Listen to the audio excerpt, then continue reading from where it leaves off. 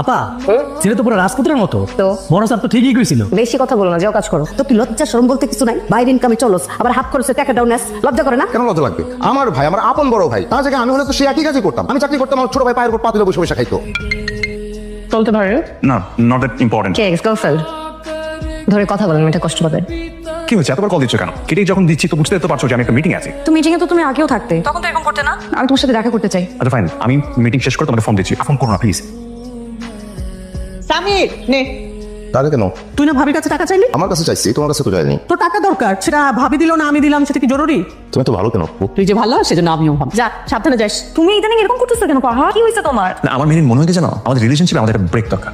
রিলেশনশিপে আমাদের এখানে স্টপ করা উচিত, আমাদের হচ্ছে না। কি বলছো উল্টাপাল্টা? কোনো সমস্যা হচ্ছে কোনো জায়গায়? আমি আমার ফ্যামিলিতে তোমার কথা বলেছি, কিন্তু আমার ফ্যামিলি তোমার সঙ্গে বিয়ে দিতে রাজি না। তো তুমি কি বলছো? আমি অনেক ট্রাই করেছি, চাই না, বাট তারা আমার জন্য অন্য জায়গায় বিয়ে ঠিক করছে। কার সাথে বিয়ে ঠিক করছে তোমার ফ্যামিলি? আমার কোম্পানির চেয়ারম্যানের মেয়ের সঙ্গে।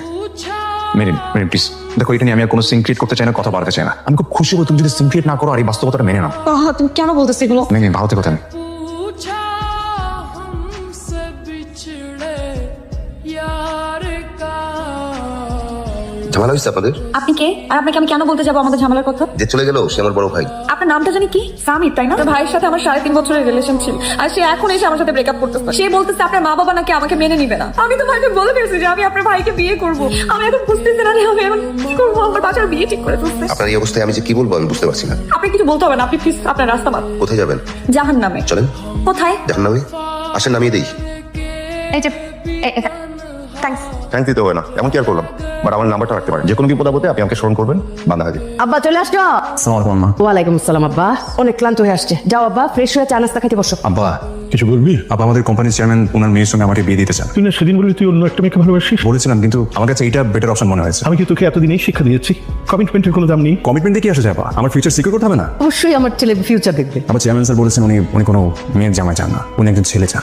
জন্ম দিলাম আমি আর ছেলে বানাবেন উনি। আরে গাধা, তোর মাথায় কি কিছু আছে? উনি তোকে ছেলে না, তোকে ঘর জামাই বানাতে চায়, ঘর জামাই। আমার তাতে কোনো আপত্তি নেই। তুমি ঘর জামাই হবা? ও তুমি বলো, তার মতো একটা ছেলে ঘর জামাই হবে, এটা মানায়? না না, আমাকে তো ঘর জামাই মানাবে না, মানাবে তো তোকে। তুই তো নিজের ঘরে নিজেই তো ঘর জামাই হিসেবে আছিস অনেকদিন ধরে।